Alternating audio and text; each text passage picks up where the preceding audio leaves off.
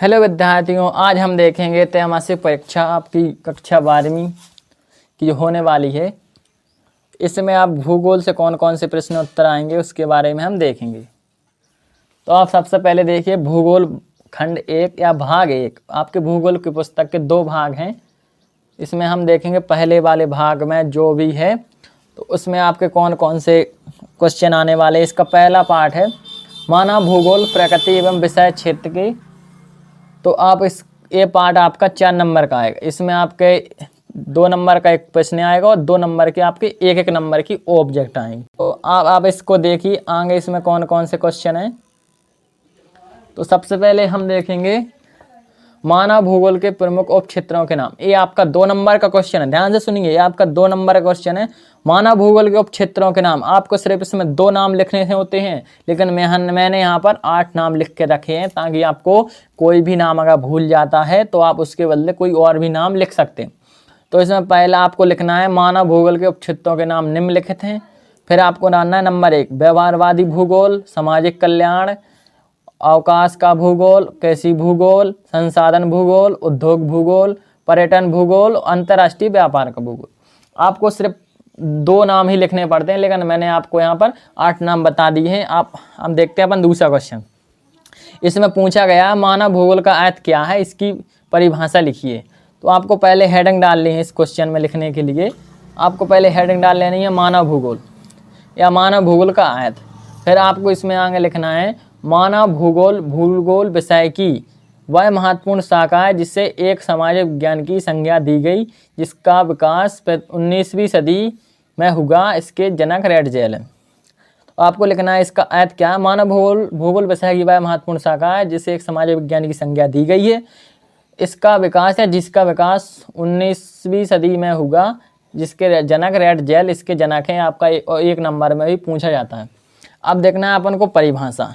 तो अपन सबसे पहले देखते हैं रेडजेल के अनुसार भूगोल की क्या परिभाषा है मानव भूगोल की। आपको पहले डालना है रेडजेल, फिर लिखना है आपको मानव भूगोल मानव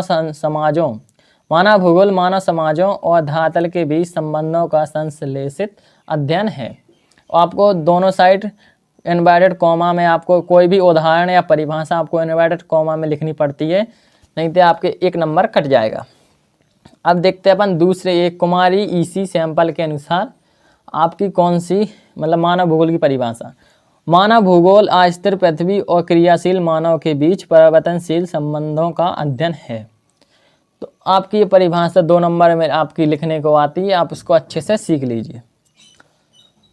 अब देखते हैं अपन इससे अगला क्वेश्चन।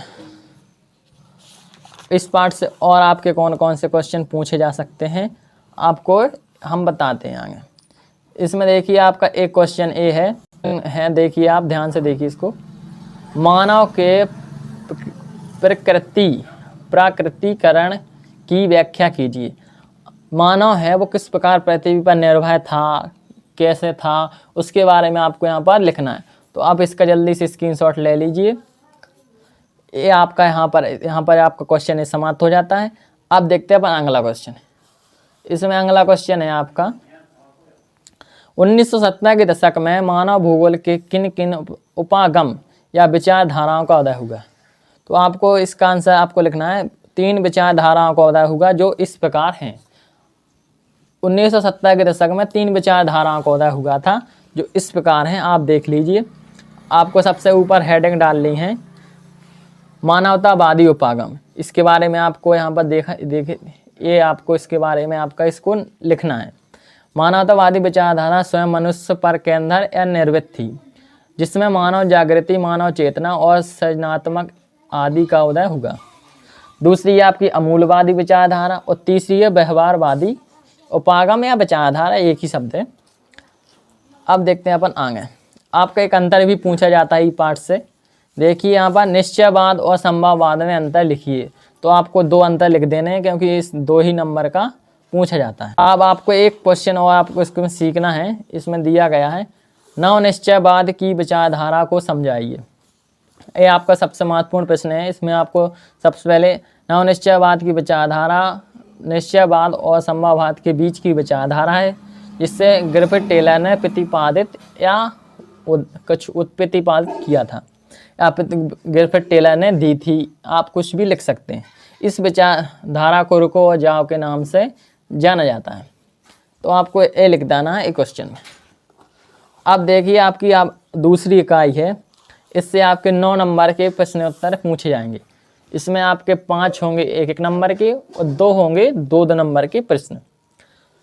तो आपका पहला प्रश्न है यहाँ पर, जनसंख्या के वितरण को प्रभावित करने वाले भौगोलिक कारक।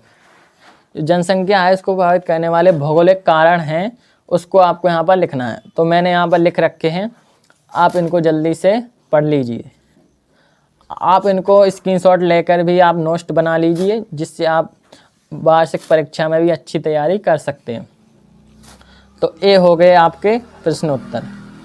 अब देखिए आपका इसमें अगला क्वेश्चन है, विश्व में उच्च जनसंख्या घनत्व वाले अनेक क्षेत्र हैं, ऐसा क्यों होता है। ये आपका 2 नंबर का प्रश्न है। तो आपको इसमें एक क्वेश्चन लिख देना है, जो यहाँ पर इसका आंसर है, यहाँ पर इसका आंसर पूरा हो जाता है। तो इसमें देखिए अगला, जनसंख्या परिवर्तन के 3 घटक कौन कौन से हैं। आपको पहले लिखना है जनसंख्या परिवर्तन के घटक निम्नलिखित हैं। फिर आपको लिखना है जन्म दर, मृत्यु दर और प्रवास, विवाह, रोजगार की सुविधा, शिक्षा की व्यवस्था। ये आपके 5 घटक हो जाते हैं। अब आपको अगला क्वेश्चन ए वाला सीखना है, विश्व में जनसंख्या घनत्व को प्रभावित करने वाले आर्थिक कारण। पिछले आपके थे भौतिक कारण थे, ये आपके आर्थिक कारण हैं। तो आपका पहला हो जाएगा नगरीकरण, इसमें देखिए आपका दूसरा हो जाएगा औद्योगिकरण और तीसरा हो जाएगा खनिज पदार्थ और आपका चौथा हो जाएगा शिक्षा, परिवहन साधनों की सुविधा। अब इस प्रकार आपका अगला क्वेश्चन है, देखिए प्रतिकर्ष कारक और अपकर्ष कारक में अंतर है। तो आपको पहले 2 डिब्बा बना लेने हैं, फिर एक तरफ लिखना है प्रतिकर्ष कारक और एक तरफ अपकर्ष कारक। तो आपको यहाँ पर 3-3 इसमें अंतर लिख देने हैं। हमने 2, अब देखिए आपका इसमें एक क्वेश्चन ये है, जनांगीय संक्रमण की 3 अवस्थाओं का वर्णन कीजिए। ये आपका थोड़ा सा मैटर है और यहाँ पर आपकी दी गई हैं तीनों अवस्थाएं, प्रथम अवस्था, द्वितीय अवस्था और आपकी रही तृतीय अवस्था। इस प्रकार आपका हो गया ये पार्ट कंप्लीट। अब हम 3 इकाई कल देखें।